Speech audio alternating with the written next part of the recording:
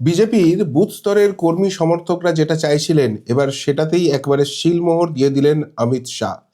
অনেকেই ভাবছিলেন যে এদিক ওদিক সেটিং করে ম্যানেজ করে কিছু কায়দা কানুন করে বিভিন্ন জায়গায় আমরা বসে গেছি এবং আগামী দিনে নির্বাচন আসছে, কেন্দ্র থেকে বড় ফান্ড আসবে, সেখান থেকে একটা বড় অংশ নিজেদের পকেটের উন্নয়নে চলে যাবে।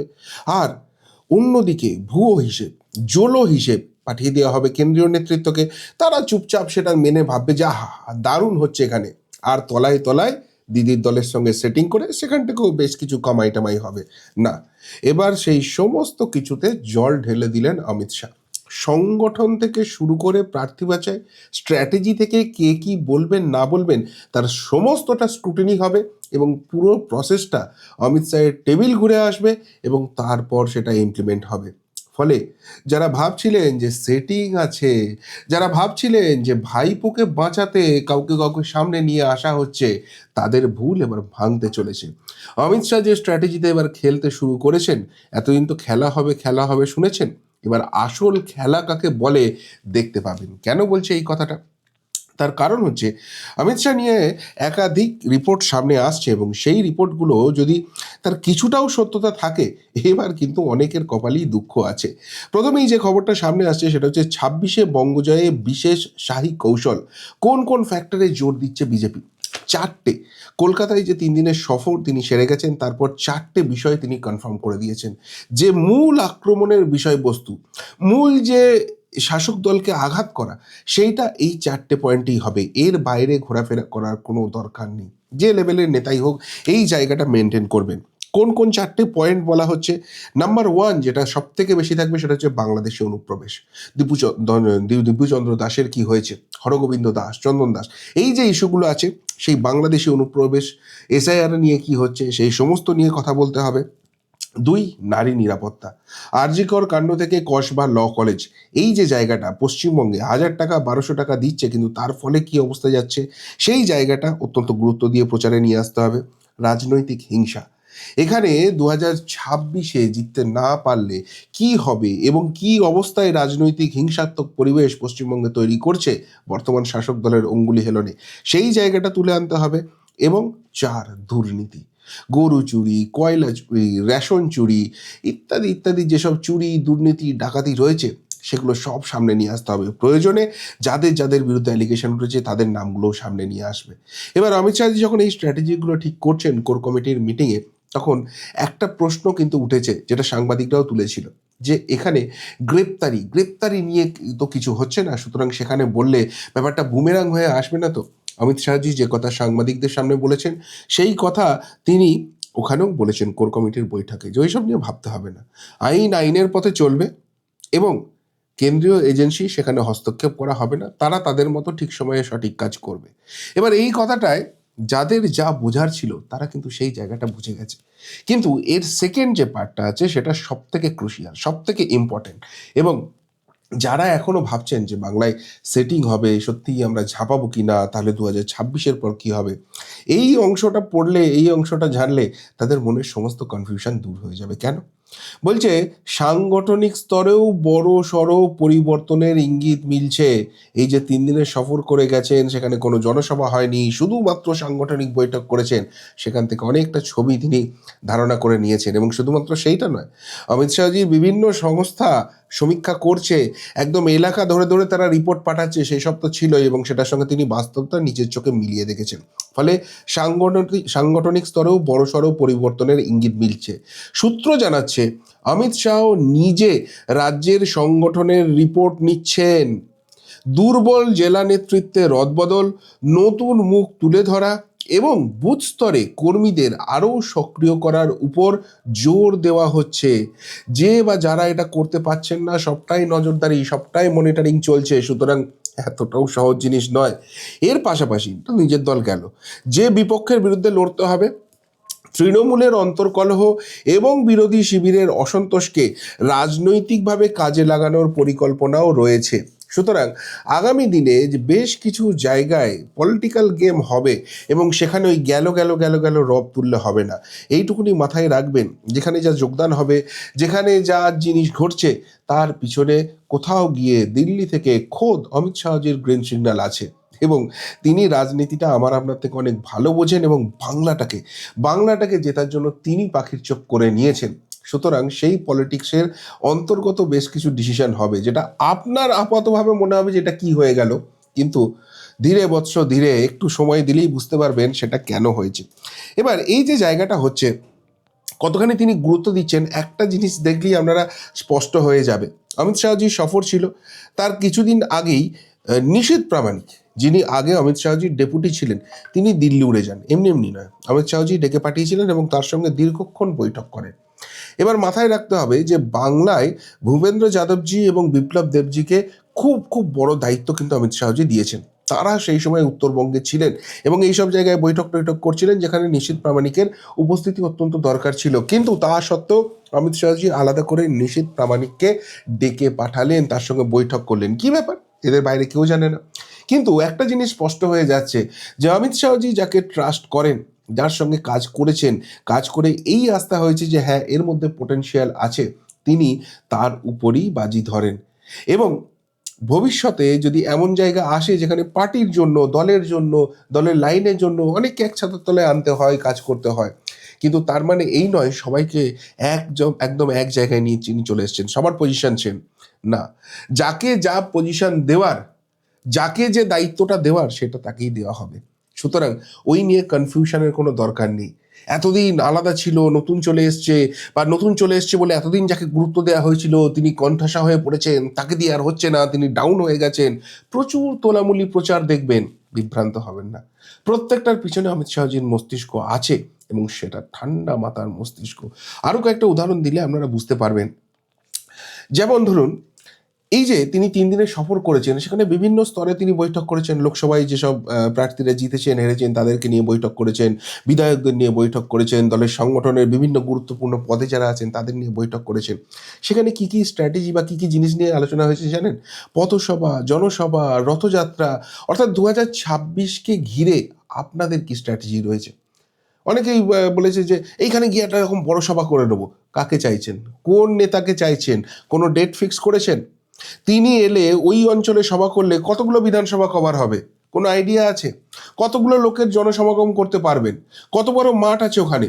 প্রত্যেকটা জিনিস খুঁটিনাটি তিনি নেতাদের কাছ থেকে জেনেছেন এবং যে যেরকম উত্তর দিতে পেরেছেন তার সেই অনুযায়ী কিন্তু তিনি অ্যাসেসমেন্ট করে দিয়েছেন, একে দিয়ে হবে, একে দিয়ে হবে না, একে রিপ্লেস করতে হবে, ঠিক আছে একে দিয়ে কাজ চালিয়ে নিতে পারবো।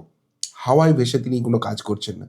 আবার বলেছেন যে আপনারা এখন বড় বড় সভার কথা বলছেন, ইলেকশনে আপনি পুরো বিধানসভাটার জন্য হয়তো একটা বা দুটো বড় সভা পাবেন এবং সেটা এক্সক্লুসিভলি একটা বিধানসভা করা সম্ভব নয়, 294টা আলাদা আলাদা রকম করে হবে। হয়তো 3-4টে বিধানসভা মিলে একটা বড় সভা পাবেন এবং সেটাও একটা বা দুটো, পুরো যে নির্বাচনী প্রসিডিওরটা রয়েছে তার মাঝখানে। বাকি সময়টা পথসভা করতে হবে। ছোট ছোট পথসভা করুন, কিভাবে স্ট্র্যাটেজি করবেন, কিভাবে লোকের কাছে পৌঁছবেন, সেই জায়গাগুলো বলুন।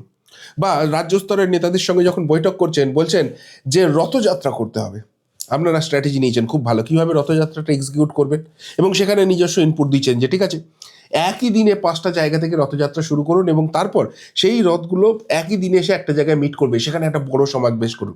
এই যে ছোট ছোট ছোট ছোট জিনিস যাতে নির্বাচনী হাওয়াটা তোলা যায়, গেরুয়া ঝড়টা তোলা যায়, তার প্রত্যেকটা খুঁটিনাটি, প্রত্যেকটা স্তরে যার সঙ্গে যেরকম সেই আলোচনা তিনি করছেন। এবং আবারও বলছি, এই একটা আলোচনাও তার হঠাৎ শুনে ভালো লেগে গেল আইডিয়াটা এরকম নয়। প্রত্যেকটা জিনিসের তিনি সমীক্ষা করছেন এবং তিনি জাজ করছেন এখানকার নেতারা, এখানকার সংগঠনে যারা আছেন তারা কতখানি সেটার সঙ্গে অ্যাডাপ্ট করতে পারছেন, আদৌ পারছেন না, সত্যি একে দিয়ে হবে, কোথাও সেটিং আছে কিনা, সমস্ত কিছু তিনি অ্যাসেসমেন্ট করছেন। শুধু তাই নয়, আরও একটা মজার জিনিস আপনাদের দেখাচ্ছি। যখন এই কোর কমিটির বৈঠক হচ্ছে, কোর কমিটি থেকে বেরিয়ে যাওয়ার আগে পরিষ্কার ভাষায় তিনি বুঝিয়ে দিয়েছেন। এটা অনেক নেতা বলছেন, অনেক নেতা স্বীকার করছেন না, কিন্তু যেটুকুনি ভেতরের খবর পেলাম বলছে হ্যাঁ এটা সত্যতা আছে, যে ভোটের দিন বুথে এজেন্ট না থাকা এবং দিল্লিকে দিনের পর দিন ভুল রিপোর্ট পাঠানোর অভিযোগ দলের শীর্ষ নেতাদের কার্যত তুলোধনা করেন তিনি। এই 2024 নিয়ে রিপোর্ট গেছে, তিনি সেই প্রসঙ্গ তুলেছেন যে ভাই বহু জায়গায় তো তোমরা রিলিভার অবধি বসাওনি। একটা মানুষ সকাল থেকে সন্ধ্যা অবধি তো বুথে বসে থাকতে পারে না, তাকে বাথরুমের জন্য যেতে হবে, প্রকৃতির ডাকে সারা দিকে যেতে হবে, তাকে খেতে যেতে হবে, তার বিশ্রামের দরকার আছে, বা তার উপর যদি অ্যাটাক হয়, তাকে যদি বুথ থেকে বার করে দেওয়ার টেন্ডেন্সি শুরু হয়, তাকে সেখানে সাপোর্ট দেওয়ার দরকার আছে। এইগুলো নিয়ে কি ভাবনা চিন্তা করেছো? ওই হাওয়ায় ভেসে জিতবো, আমরা এসে প্রচার করে দেবো, এ ওকে গ্রেপ্তার করে দেবে, না ওইভাবে হবে না। সংগঠন কোথায়, কেন করতে পারছো না, কোথায় অসুবিধা আছে বলো, আমরা হেল্প করব। সংগঠন মজবুত করার জন্য যা যা বলবে সব করতে রাজি আছি, কিন্তু করতে পারছো না কেন, তোমার অসুবিধাটা কোথায়, এটা নিয়ে তুমি ফ্ল্যাগ রেজ করোনি কেন? এইভাবে নাকি আলোচনা হয়েছে, এইভাবে নাকি মিটিং হয়েছে। আচ্ছা বলুন তো, যদি সত্যি বাংলায় সেটিং থাকে এবং অমিত শাহজি সেই সেটিংটা করে বসে থাকেন, তিনি বাংলা জিততে না চান, তার এত খুঁটিনাটি ডিটেলসের মধ্যে যাওয়ার কোনো দরকার আছে? বাংলা জিতলেন কি না জিতলেন তাতে অমিত শাহজির যে চাণক্য নীতি আছে, তার যে পজিশন আছে, সেটা একটু ডাউন হবে? কিন্তু না, বাংলাটাকে তিনি ব্যক্তিগতভাবে নিয়েছেন এবং সেই জন্যই তিনি এই কথাগুলো বলছেন। ওই ভুয়ো রিপোর্ট, জোলো রিপোর্ট চলবে না। এমনকি নেতাদের এই কথাও বলেছেন, ভোটের টিকিটের জন্য তদবির না করে জনসংযোগে আর বুথ আগলানোই জোর দিন পদ্মের সাংসদ বিধায়কদের শাহী বার্তা। পরিষ্কার বলেছেন, যারা কাজ করেছেন, যাদের রেপুটেশন ভালো এসছে, সমীক্ষায় ভালো এসছে, তারা অটোমেটিক্যালি টিকিট পাবেন, কাউকে ধরতে হবে না, কোনো ম্যানেজ করতে হবে না। আর যারা ভাবছেন ওই কলকাতায় আসবো, দাদা ধরবো, বিভিন্ন নেতা ধরবো, ধরে টিকিট পাবো, হ্যাঁ, আপনার যা করার আছে আপনি করুন, তারপর নামটা ফাইনালি অমিত শাহের টেবিলে জমা পড়বে। যে মুহূর্তে নামটা জমা পড়বে, একটা নির্দিষ্ট ডেট থাকবে, সমীক্ষা হবে, সেখানে আরও যে নামগুলো আছে প্রত্যেকটা নাম নিয়ে সমীক্ষা হবে। সমীক্ষা হওয়ার পর বেস্ট রেজাল্ট যেটা আসবে, তিনিই টিকিট পাবেন। যার গ্রহণযোগ্যতা সব থেকে বেশি, টিকিট তিনি পাবেন। পলিটিক্সের অনেক কিছু ব্যাপার থাকে, অনেক কিছু মেজারমেন্ট থাকেন, সেই অনুযায়ী ওই কেন্দ্রের যোগ্যতম ব্যক্তি যাকে মনে হবে তিনিই টিকিট পাবেন। তাই ওই গতবারের মতো একজন কেউ বাইরে থেকে নেতা আসবেন, এখানকার কিছু নেতা মিলে টিলে সব কিছু সেট আপ করে ফেলবে, অন্য দল থেকে লোক আসবে আর টিকিট পেয়ে যাবে, অনেক কিছুর খেলা হবে না। এবারে কিন্তু সেই জিনিস হচ্ছে না। প্রতিটা জিনিস খুঁটিয়ে খুঁটিয়ে খুঁটিয়ে খুঁটিয়ে খুঁটিয়ে খুঁটিয়ে অমিত শাহজি নিজে চেক করবেন এবং স্যাটিসফাইড হলে তারপর সেটা গ্রিন সিগন্যাল পাবে, তারপর সেটা এগোনোর জায়গা থাকছে। এবং সব থেকে বড় কথা, যে এত কিছুর পর একটা তো কনফিউশন হচ্ছে, যে এত যেখানে নেগেটিভ জায়গা দেখছি, এতগুলো যেখানে অসুবিধার জায়গা দেখছি, আলটিমেটলি বিজেপি পারবে তো? অমিত শাহজি যতই বলুক, অমিত শাহজি একটা ডায়লগ দিয়ে গেছেন, দিল পে লিখলো হামারা সরকার হোগা। কর্মীরা, সমর্থকরা নিজেদের হৃদয়ে লিখে নাও যে আমাদের সরকারই হবে, কারণ ক্ষমতা নেই আমাদের আটকায়। এই জায়গাটা যদি করতে পারো তবেই কিন্তু হবে। কেন এই কথাটা তিনি বলছেন এবং তার সঙ্গে কড়া টাচ দিচ্ছেন? যেমন যেটা মহানগর আছে, মহানগর মানে কলকাতা উত্তর, কলকাতা দক্ষিণ, ওদিকে দমদম, এদিকে যাদবপুর, এই যে 4টে লোকসভা আছে, অর্থাৎ 4 7 28টা বিধানসভা আছে, এটা নিয়ে মহানগর কেন্দ্র বিজেপি মানে। তো সেখানে মাত্র দুটো আসনে বিজেপি জয়ী হয়েছে। তো সেই জায়গাটা এবার টার্গেট দিয়েছেন 28টার মধ্যে 20টা। কেন? কেননা বাকি 8টা আসনে যে সংখ্যালঘু ইকুয়েশন আছে, সেই জায়গা থেকে এগুলো জেতা সম্ভব নয়, কিন্তু বাকি 20টায় জেতার সম্ভাবনা আছে, সেটা জেতান। সেটা জেতাবার জন্য কি কি করতে পারেন? আমরা তো যা করার করব। আপনাদের নেতাদের কি স্ট্র্যাটেজি আছে এখানে? ওই ঘরে বসে থাকবো, দুটো হোয়াটসঅ্যাপে ছবি ছেড়ে দেবো, দুটো ফেসবুকে ছবি ছেড়ে দেবো, দেখো আমাদের কত অনুগামী রয়েছে, দাদা দাদা করে দুটো পোস্ট হবে না, ওই দিন শেষ। কাজে করো, ময়দানে নামো, ময়দানে নেমে কাজটা করো। এবং মানে ছোট ছোট ছোট ছোট জিনিস, যেরকম বিহার ইলেকশনটা হয়ে গেছে, এবার তার ফলে বিহারের যে বাইকে যারা কাজ করেছিল, সেই বাইকগুলো এবার বাংলায় পাঠানো শুরু হয়ে গেছে। শুধু বিহার না, উত্তরপ্রদেশ থেকে, রাজস্থান থেকে, মধ্যপ্রদেশ থেকে প্রচুর বাইক ঢুকবে। যখন বড় নেতারা এখানে সভা করতে আসবেন, সেই বাইক র্যালি দিয়ে একটা হাওয়া তৈরি করা, সেটা তো থাকবেই। তার পাশাপাশি সংগঠনের কাছে, প্রচারের কাজে এই বাইকগুলোকে কাজে লাগানো হবে। খুব ছোট ছোট ছোট ছোট জিনিস, কিন্তু এইভাবেই কিন্তু হচ্ছে। এবং আরেকটা খুব গুরুত্বপূর্ণ কথা তিনি বলে গেছেন, সেটা হচ্ছে খুব নেগেটিভ ইম্প্যাক্ট যাচ্ছে, যে আমরা ক্ষমতায় এলেই লক্ষ্মীর ভাণ্ডার বন্ধ করে দেবো, তার বদলে উন্মুখ নিয়ে আসবো না। একবারও বলবেন না, বলবেন আমরা ক্ষমতায় এলে বর্তমানে যা প্রকল্প চলছে কোনো প্রকল্প বন্ধ হবে না, কিন্তু সেই প্রকল্পগুলোকে আমরা বেটার করব। এবং তিনি উদাহরণ দিয়েছেন, যেমন তিনি বলেছেন যে ধরুন এখানে স্বাস্থ্যসাথী কার্ড আছে, তার জন্য আয়ুষ্মান ভারত ঢুকতে দেয় না।